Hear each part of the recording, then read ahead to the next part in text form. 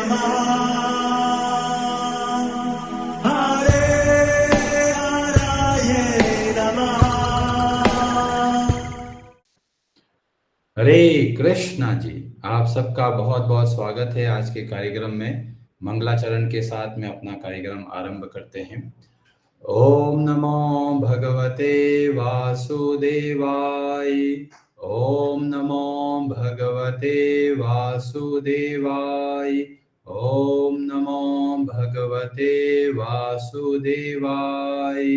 ओम अज्ञानतिमिरान्धस्य ज्ञानाञ्जनशलाकया चक्षुरुन्मीलितं येन तस्मै श्रीगुरवे नमः। श्रीचैतन्यमनोभीष्टं स्थापितं येन भूतले स्वयं रूपः कदा मह्यं ददाति स्वपदान्तिकम्। वन्देऽहं श्रीगुरो श्रीयुतपदकमलं श्रीगुरून् वैष्णवांश्च श्रीरूपं साग्रजातं सहगण रघुनाथान्वितं तं सजीवं साद्वैतं सावधूतं परिजनसहितं कृष्ण चैतन्यदेवं श्री राधा कृष्ण पादान् सहगण ललिता श्री विशाखान्वितांश्च। नमः ओम विष्णुपादाय कृष्ण पृष्ठाय भूतले श्रीमते भक्ति वेदांत स्वामिनिति नामिने। नमस्ते सारस्वते देवे गौरवाणी प्रचारिणे निर्विशेष शून्यवादी पाश्चात्य देश तारिणे।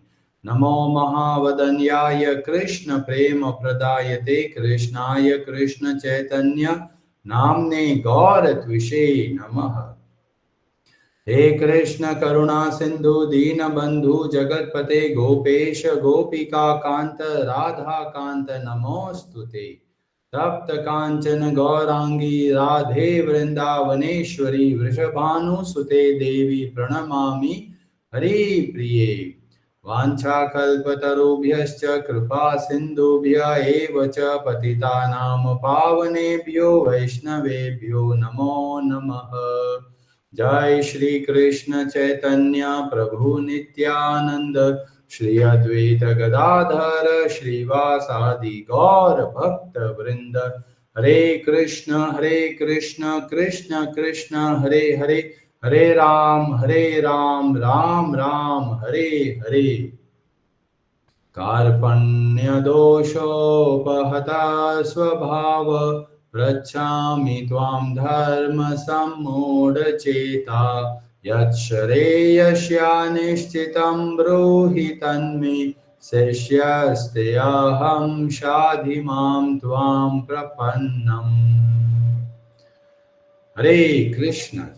तो भगवद गीता अध्याय 1 श्लोक नंबर 4 आरंभ कर रहे हैं। वर्जेश्वरी जी, आप बोलेंगे संस्कृत। हरे कृष्ण। अत्र शुरा महेश्वासा भीमार्जुन समायुधि युयुधानो विराटश्च द्रुपदश्च महारथ। हरे कृष्ण। हरे कृष्ण। अत्र यहाँ शूराः वीर महाईशु आसाः महान धनुर्धर भीम अर्जुन भीम तथा अर्जुन समाह के समान युधि युद्ध में युयुधानः युयुधान विराटः विराट च भी द्रुपदः द्रुपद च भी महारथः महान योद्धा। इस सेना में भीम तथा अर्जुन के समान युद्ध करने वाले अनेक वीर धनुर्धर हैं, यथा महारथी युयुधान विराट तथा द्रुपद। हरे कृष्णा जी। तो भगवद गीता के अध्याय 1 श्लोक नंबर 4 में दुर्योधन आरंभ करता है कि ये पांडव सेना में बड़े बड़े योद्धा कौन कौन से हैं, और आरंभ करते हैं युयुधान विराट तथा द्रुपद। अब यहाँ पर हमें देखने को मिलता है दुर्योधन के सामने सामने भगवान श्री कृष्ण सारथी के रूप में विराजमान है, पर फिर भी जो दुर्योधन है वो सोच रहा है कि ये तो श्री कृष्ण जो है ये युद्ध तो नहीं करेंगे, फिर इनको तो कोई महत्व नहीं है। और फिर कहां से आरंभ किया? तो उन्होंने आरंभ किया युयुधान से। युयुधान, विराट और द्रुपद। अभी ये युयुधान कौन है? युयुधान है सात्यकी का एक दूसरा नाम, और सात्यकी भगवान श्री कृष्ण के बहुत प्रिय भक्त होते हैं। और साथ में उन्होंने जो धनुर्धार की जो शिक्षा है, धनुर्विद्या है, उन्होंने सीखी है अर्जुन से। तो अर्जुन गुरु है सात्यकी के, और अभी सात्यकी क्या कर रहे हैं? अर्जुन का सपोर्ट करने के लिए अर्जुन की सेना में सम्मिलित है। जबकि भगवान श्री कृष्ण ने बोला था कि दुर्योधन, एक तरफ मेरी सेना है और एक तरफ मैं अकेला हूं। दुर्योधन ने सेना मांगी और सेना में बहुत सारे योद्धा दुर्योधन की तरफ गए, पर कुछ योद्धा पांडवों के पक्ष में ही रहे। उसमें से एक यह है सात्यकी। अभी कई लोग सोचेंगे, अरे सात्यकी का नाम क्यों लिया दुर्योधन ने? क्योंकि दुर्योधन बहुत बड़ा एक कपट राजनीतिज्ञ है। वो कुछ न कुछ तरीके से जो द्रोणाचार्य है उनको प्रेरणा देना चाहते हैं कि आप बहुत अच्छे से युद्ध कीजिए, सामने वालों के प्रति आप किसी प्रकार का दया का भाव न रखें। और इसीलिए ये सात्यकी का वर्णन करते हैं। तो इसमें क्या शिक्षा मिल रही है या क्या बात दुर्योधन बोलना चाहता है? तो दुर्योधन का ये सूक्ष्म भाव दिखता है कि हे गुरु द्रोण, देखिए आपके ही शिष्य अर्जुन तो आपके सामने युद्ध के लिए खड़े हैं, पर आपके शिष्य का शिष्य मतलब सात्यकी, वो क्या कर रहे हैं? अपने गुरु का सहयोग कर रहे हैं। तो सात्यकी तो सही जगह पर है, अपने गुरु अर्जुन की सहायता के लिए अर्जुन की सेना में खड़े हैं। पर देखिए ये जो अर्जुन है कितना कृतज्ञ है। इन्होंने सब भूल गए कि गुरु द्रोण ने क्या शिक्षाएं दी है, और आज ये आपके सामने ही युद्ध के लिए खड़ा है। तो दुर्योधन का ये भाव है कि अर्जुन के अंदर कमियां दिखाई जाए, और इसीलिए ये युयुधान शब्द का प्रयोग करते हैं। दूसरा शब्द जो बोलते हैं वह है विराट। विराट शब्द बोलने का तात्पर्य यह है कि द्रोणाचार्य को याद दिलाए कि ये वही विराट है जिन्होंने आप लोगों को परास्त किया था। मतलब जब पांचों पांडव 1 वर्ष का अज्ञातवास होता है, उस समय ये सब के सब राजा विराट के यहाँ कार्य करते हैं। और जब एक साल खत्म होने वाला होता है, उस समय ये जो कौरव सेना है ये सब के सब युद्ध के लिए विराट के बाउंड्री के पास में आ जाते हैं, सीमा के पास आ जाते हैं, और वहां पर अर्जुन युद्ध करता है और सारे के सारे कौरवों को हरा डालता है। तो याद दिला रहे हैं कि ये वही राजा विराट है जिन्होंने इन पांचों पांडवों को आश्रय दिया और हमको उस समय युद्ध में हारना पड़ा।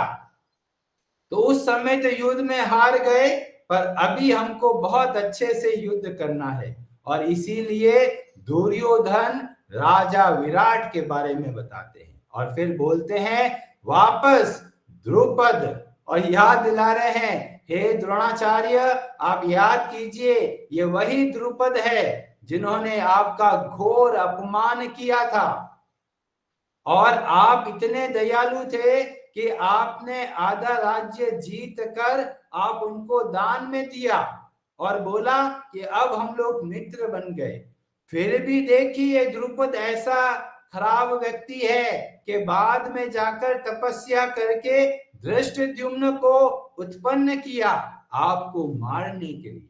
आप तो बहुत दयालु हो, पर ये द्रुपद बहुत ही कपटी है। देखो पहले अपमान किया और बाद में फिर वापस क्या किया, फिर आपको मारने के लिए इतना प्रयास कर रहा है।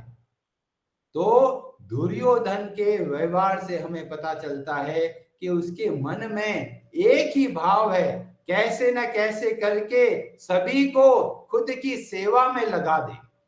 और यह भाव ही वास्तव में दुख देता है। और जैसा कि मैंने बोला कि दुर्योधन को भगवान श्री कृष्ण का कोई महत्व नहीं दिखाई देता, जबकि सबसे प्रमुख कार्य अगर महाभारत के युद्ध में किया है तो वे है भगवान श्री कृष्ण। भीष्म जी का कैसे ये युद्ध से बाहर निकलेंगे उसके बारे में भगवान श्री कृष्ण बताते हैं। द्रोणाचार्य कैसे मारे जाएंगे तो भगवान श्री कृष्ण बताते हैं। जगह जगह पर नारायण अस्त्र आ जाता है, कैसे रक्षा करेंगे भगवान श्री कृष्ण बताते हैं। तो जो लोग सोचते हैं अरे भगवत गीता पढ़ के क्या करेंगे, भगवान का क्या रोल है हमारे जीवन में, हम मेहनत करते हैं, काम करते हैं, भगवान का क्या योगदान है, जो ऐसा सोचते हैं उनकी सोच दुर्योधन की तरह है। पर अर्जुन की तरफ देखते हैं तो अर्जुन बोलते हैं मुझे कुछ नहीं चाहिए, मुझे केवल भगवान श्री कृष्ण चाहिए। तो क्या बाकी चीजें छूट गई? नहीं, बाकी चीजें भी मिली है। ऐसे ही जब हम भगवान को महत्व देते हैं तो आप अपना जीवन को बहुत अच्छे से चला सकते हैं। ये मत सोचिए अरे भगवान को महत्व दूंगा तो मेरा कामकाज कैसे चलेगा, मेरा जीवन कैसे चलेगा, मेरा व्यापार कैसे चलेगा। आपको इसकी चिंता करने की आवश्यकता ही नहीं। क्यों? चिंता दीन दयाल को भगवान की शरण में जाते हैं तो भगवान बोलते हैं योग क्षेमम वहाम्यहम।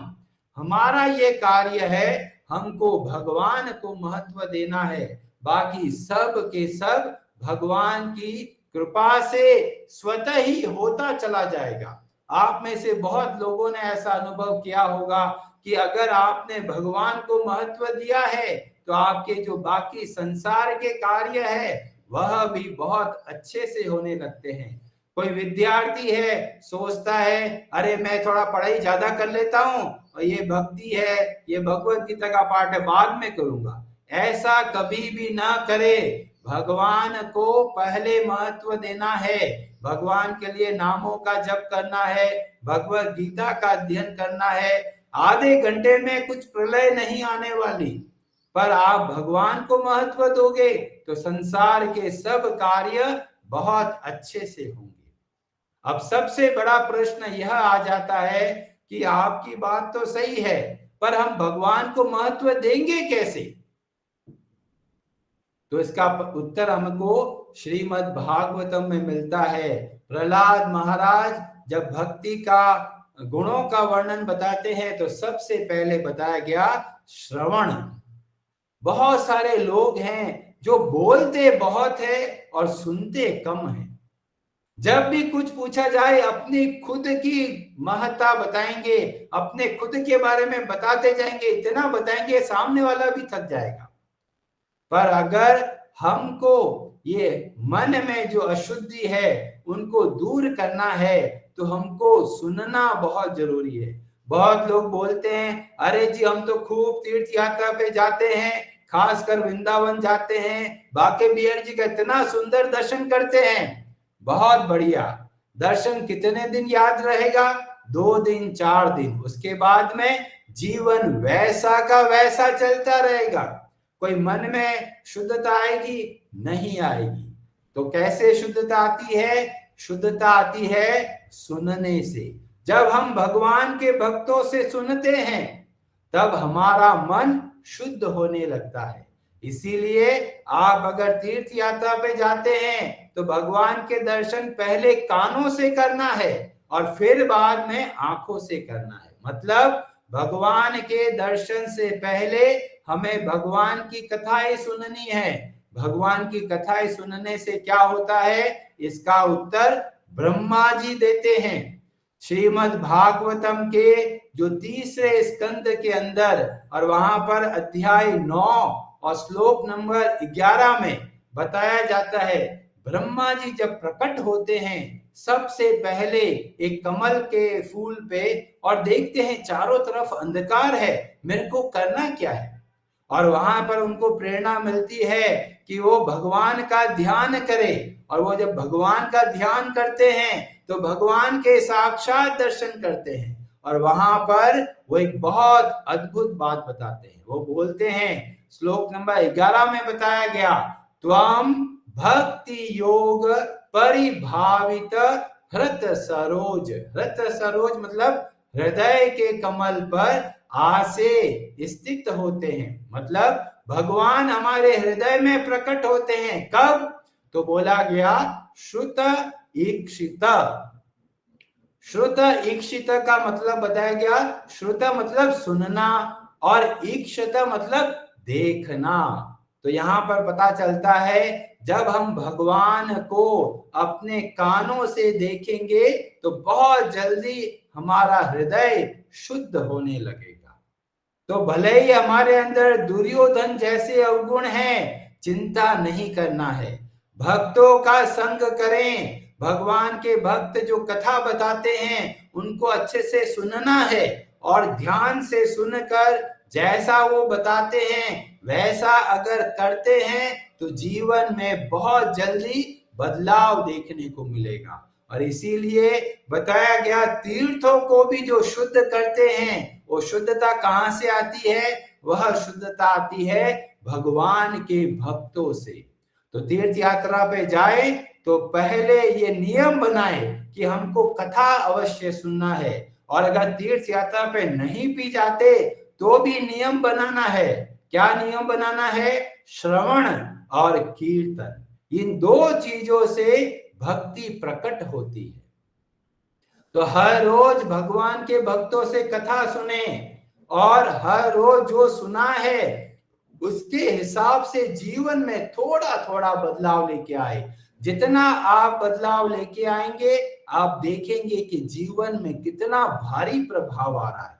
जो पहले छोटी छोटी बातों से दुखी हो जाते थे अब मन बहुत मजबूत बनता चला जाता है।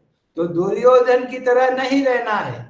भले ही अभी दुर्योधन जैसे अवगुण है, हमको भक्तों से कथा सुनकर हमारे मन को शुद्ध करते जाना है।